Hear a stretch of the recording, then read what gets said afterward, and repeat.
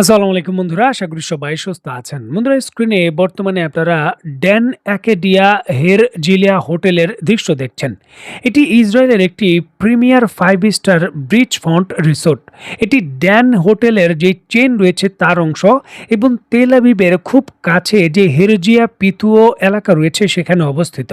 দেখুন, যদিও ইসরায়েলের জন্য এটি কোনো সরাসরি সামরিক ঘাঁটি নয়, তারপরে স্ট্র্যাটেজিকভাবে ইসরায়েলের জন্য এটি খুবই গুরুত্বপূর্ণ।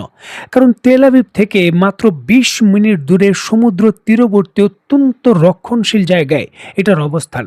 যার জন্য কিন্তু ইসরায়েল তার হাইটেক কোম্পানি, ধনী ব্যক্তিত্ব, বিদেশি কূটনীতিক এবং জটিল যেই সকল সামরিক সম্মেলন রয়েছে সকল কিছুই কিন্তু এই যে হোটেলটি রয়েছে এখানেই করে।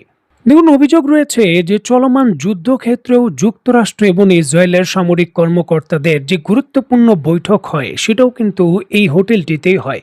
যেহেতু এটি একটি প্রাইভেট এলাকা, প্রাইভেট এরিয়া, বেসামরিক স্থানে হামলা করার যে বিষয়টা সেটা অনেক সময় কিন্তু প্রতিবন্ধকতা তৈরি করে এবং সকল ধরনের সুবিধা রয়েছে বিদেশি নাগরিকদের এখানে থাকার জন্য। আর এখানেই কিন্তু গুরুত্বপূর্ণ বৈঠকগুলো এখন হচ্ছে এমনটাই কিন্তু জানা যায়। সুতরাং ইরানের জন্য এটি অত্যন্ত গুরুত্বপূর্ণ একটি স্পর্শকাতর টার্গেট হিসাবে বিবেচিত ছিল। দেখুন, গোপন তথ্য ছিল বৈঠক চলছে যুক্তরাষ্ট্রের সঙ্গে, আর এর পরপরই কিন্তু এই হোটেলটিতে হামলা করেছে ইরান। নিশ্চয়ই এই বিষয়কে কেন্দ্র করে ইসরায়েলের পক্ষ থেকে যে ভিডিও ফুটেজ প্রকাশ করা হয়েছে তার দৃশ্য আপনারা দেখতে পাচ্ছেন। এই হোটেলটির যে পার্শ্ববর্তী বৈঠকের স্থান রয়েছে একেবারে সুইমিং পুলের অগ্রভাগে, সেখানেই কিন্তু মিসাইল এবং ড্রোনগুলো গিয়ে হিট করেছে এমনটা দেখা যায়। অত্যন্ত গুরুত্বপূর্ণ এই বিষয়টিকে কেন্দ্র করে স্ক্রিনে নিশ্চয়ই আপনারা দেখতে পাচ্ছেন ইসরায়েলের সংবাদ মাধ্যম দ্য টাইমস অফ ইসরায়েল অত্যন্ত গুরুত্বপূর্ণ এই ইস্যুটিকে কেন্দ্র করে রিপোর্ট প্রকাশ করেছে। তারা কিন্তু নিশ্চিত করছে যে লাক্সারি এই হোটেলে হামলা হয়েছে, ড্যামেজ হয়েছে, তবে কোনো ধরনের ইনজুরি হয়নি এটা কিন্তু তারা দাবি করছে। তবে হোটেলটির ক্ষয়ক্ষতি হয়েছে এই বিষয়ে তারা নিশ্চিত করছে, যেটা বর্তমানে স্ট্র্যাটেজিক বৈঠকের যুক্তরাষ্ট্রের সঙ্গে কেন্দ্রবিন্দু ছিল। এবং ইরানের দাবি অনুসারে ইরান যেই সকল ইসরায়েলের স্থাপনায় এই ধরনের সামরিকভাবে কোনো যোগসুযোগ পাবে সেখানে তারা হামলা করবে, এই জন্যই এই হোটেলটিতে তারা হামলা করেছে। দেখুন, প্রথম দিকে ইরান ইসরায়েলের সামরিক যে সকল ভবন ছিল সেগুলোকে টার্গেট করত। যদিও অভিযোগ রয়েছে সামরিক ভবনগুলো শুধুমাত্র দেখানোর জন্য ইসরায়েল তৈরি করেছিল, সেখানে সামরিক কর্মকাণ্ডের বিষয়গুলো সীমিত। এখন কিন্তু নতুন করে ইরান বিভিন্ন ধরনের বেসামরিক বিল্ডিংগুলোকে লক্ষ্যবস্তু করছে এবং দাবি করছে সেগুলো সামরিক কাজে নাকি ইসরায়েল ব্যবহার করে। এখন এই ক্ষেত্রে জার্মানির পক্ষ থেকে অভিযোগ করা হচ্ছে যে এই যে সুনির্দিষ্টভাবে লক্ষ্য নির্ধারণের যে নতুন বিষয়টা, এখানে কিন্তু রাশিয়া সহযোগিতা করছে।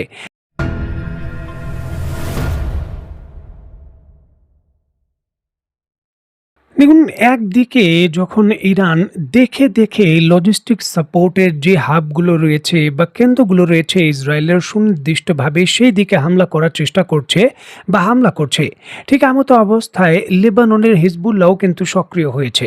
তারা দাবি করেছে গতকালকে একদিনে তারা ১০০টি টার্গেটকে লক্ষ্য করে তারা হামলা করতে সক্ষম হয়েছে ইসরায়েলের বিরুদ্ধে। যদিও ইসরায়েল এই বিষয়ে কোনো ধরনের তথ্য প্রকাশ করেনি। এক্ষেত্রে হিজবুল্লাহর পক্ষ থেকে আরও একটি বড় দাবি করা হয়েছে যে গত ২ সপ্তাহের যুদ্ধের মধ্যেই তারা ইসরায়েলের অন্তত পক্ষে ১০০টির কাছাকাছি যে মার্কাভা ট্যাঙ্ক রয়েছে সেটা তারা ডেস্ট্রয় করতে বা ক্ষতিগ্রস্ত করতে সক্ষম হয়েছেন। নিশ্চয়ই দেখতে পাচ্ছেন মালয়েশিয়ার সংবাদ মাধ্যমও কিন্তু এই ক্ষেত্রে এই সংখ্যাটা ৭৫ থেকে ১০০ এই ধরনের কিন্তু তারা তাদের খবরে নিশ্চিত করছেন। এছাড়াও হিজবুল্লাহর পক্ষ থেকে অনেকগুলো ভিডিও ফুটেজ প্রকাশ করা হয়েছে যেখানে তারা দেখিয়েছে দূর থেকে তাদের টিভি গাইডেড এবং তাদের যে রাডার গাইডেড অ্যান্টি ট্যাঙ্ক মিসাইলগুলো রয়েছে ইরানের তৈরিকৃত, সেগুলো কিভাবে তার টার্গেটে হিট করেছে এই ধরনের কিছু তারা ভিডিও ফুটেজও প্রকাশ করেছে, যার সংখ্যাও কিন্তু কম নয়। এখন এই যে ১০০টি সংখ্যা ট্যাঙ্কের বলা হলো, যদি এই সংখ্যাটা বাস্তবিক অর্থেই এত বড় অঙ্কের এই পরিমাণ হয় তাহলে এটি ইসরায়েলের জন্য একটি বড় ধাক্কা। কারণ ইসরায়েলের সামরিক বাহিনীর বহরে বর্তমানে ৩৫০ থেকে ৪০০-র মতো আধুনিক মার্কাভা যে ট্যাঙ্ক রয়েছে সেগুলো থাকতে পারে। তার মধ্যে যদি ১০০টি ক্ষতিগ্রস্ত বা যে কোনোভাবে বড় ধরনের ড্যামেজ হয়ে যায় তাহলে যুদ্ধক্ষেত্রে পদাতিক হামলার ক্ষেত্রে বা যে কোনো মিশন পরিচালনা করতে তারা বড় ধরনের প্রতিবন্ধকতার মোকাবেলা করতে হবে। দেখুন, ইসরায়েলের বিরুদ্ধে উত্তর সীমান্তের ফ্রন্ট এখন অত্যন্ত ঝুঁকিপূর্ণ এবং চ্যালেঞ্জিং হয়ে গেছে, কারণ সেখানে হিজবুল্লাহ হঠাৎ করেই সক্রিয় হয়ে গেছে এবং সুনির্দিষ্টভাবে ইসরায়েলের পদাতিক বাহিনীর যে ট্যাঙ্ক রয়েছে, এপিসি রয়েছে এবং লজিস্টিক সাপোর্টে যে গাড়িগুলো রয়েছে সেগুলোকে হিট করছে। এই ক্ষেত্রে ইরানের তৈরিকৃত যেই তুফান মিসাইলগুলো রয়েছে, যেগুলো পাহাড়ের অপর প্রান্তে উড়ে গিয়ে টিভি গাইডেড সিস্টেমের অনুযায়ী বলতে পারেন অনেকটা টিভিতে দেখে দেখে টার্গেটকে শনাক্ত করে তার পেছনে ছুটতে পারে, যার রেঞ্জও কিন্তু কম নয়, 5 থেকে 6 কিলোমিটার। এখন পাহাড়ি এলাকায় 5 থেকে 6 কিলোমিটার অনেক কিছু, কারণ পাহাড়ের বিভিন্ন ধরনের ধাপে ধাপে ধাঁচে ধাঁচে ট্যাঙ্কগুলোকে লুকিয়ে থেকে অপারেশন করতে হয়, যেটা অনেক সময় কিন্তু দেখাই যায় না যে পাহাড়ের অপর প্রান্তে শত্রু লুকিয়ে আছে, এন্টি ট্যাঙ্ক মিসাইল নিয়ে বা ফায়ার করবে। এই ধরনের কোনো দৃষ্টান্তই কিন্তু দেখা যায় না বা অনুমান করা যায় না। এমতো অবস্থায় হিজবুল্লাহ তার কাঁধে বহনযোগ্য মিসাইল ফায়ার করে যদি টিভি গাইডেড সিস্টেমের মাধ্যমে পাহাড়ের অপর প্রান্তে ইসরায়েলের ট্যাঙ্কগুলোকে এইভাবে ক্ষতিগ্রস্ত করে, তাহলে যুদ্ধক্ষেত্রে উত্তর সীমান্তে দীর্ঘকালীন টিকে থাকা অনেকটাই কিন্তু ইসরায়েলের জন্য ঝুঁকিপূর্ণ এবং কোণঠাসা পরিস্থিতি হয়ে যাবে, যার ইঙ্গিতও কিন্তু দিয়েছে ইসরায়েলের বিরোধী দল এবং সামরিক বাহিনীর প্রধান। তারা কিন্তু বলেছেন যে ইসরায়েলের সামরিক বাহিনী ভেঙে পড়ার দ্বার প্রান্তে যদি জরুরি ভিত্তিতে উত্তর সীমান্তের ইস্যুকে কেন্দ্র করে বড় কোনো পদক্ষেপ না নেওয়া হয়, কারণ সেখানে সেনাবাহিনীর সংকট রয়েছে, চ্যালেঞ্জ তৈরি হয়েছে। দেখার বিষয়ে ইসরায়েল আসলে উত্তর সীমান্ত নিয়ে কী সিদ্ধান্ত নেয়।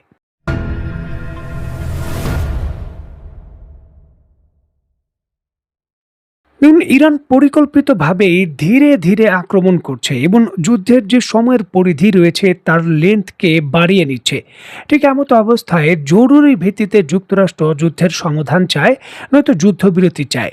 এখন সরাসরি ইরান এবং যুক্তরাষ্ট্রের সঙ্গে কোনো ধরনের আলাপ আলোচনা নেই। এই ক্ষেত্রে পাকিস্তান মধ্যস্থতা করছে এমনটা শোনা যায় এবং পাকিস্তানের মধ্যেই এই দুই পক্ষের মধ্যে যত ধরনের শর্তের আদান প্রদান রয়েছে তা হচ্ছে। যখন আলোচনা চলছে তখনও ইরান আক্রমণ করছে, যুক্তরাষ্ট্র আক্রমণ করছে। ঠিক এমতো অবস্থায় জরুরি ভিত্তিতে পাকিস্তানের যিনি পররাষ্ট্রমন্ত্রী রয়েছেন, চীনা পররাষ্ট্রমন্ত্রীর সঙ্গে আলোচনা করেছেন।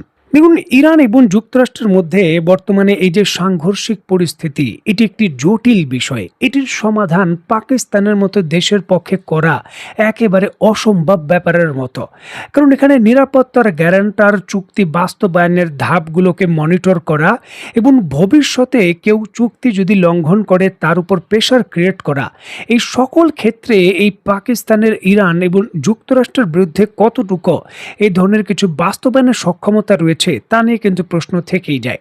এই ক্ষেত্রে কিন্তু চীনের বিকল্প খুব কম দেশ রয়েছে যারা এই দুই পক্ষের মধ্যে মধ্যস্থতা বা ব্যালেন্স করতে পারে। আর এই জন্যই কিন্তু পাকিস্তান হয়তো জরুরি ভিত্তিতে নিজে সমাধান না করতে পেরে এখন চীনের সহযোগিতা চাচ্ছেন। যে হোক, চীন এই বিষয়ে টেলিফোন আলাপ করে প্রয়োজনীয় যে সহযোগিতা সেটা প্রদান করার জন্য তারা নিশ্চয়তা দিয়েছে। দেখার বিষয়ে যে চূড়ান্তভাবে যুক্তরাষ্ট্র চীনের মধ্যস্থতায় এই পাকিস্তানের পরিবর্তে কোনো আলোচনায় বসে কিনা, বা চীনকে নিরাপত্তার গ্যারান্টার হিসাবে ইরান যেমনটা চেয়েছে তা এগ্রি করে কিনা। তো বন্ধুরা, আজকের মতো বিদায়। নতুন কোনো ভিডিও নিয়ে আবার দেখা হবে। সে পর্যন্ত সবাই ভালো থাকবেন, সুস্থ থাকবেন এবং বাংলাদেশকে ভালোবাসবেন। আল্লাহ হাফেজ।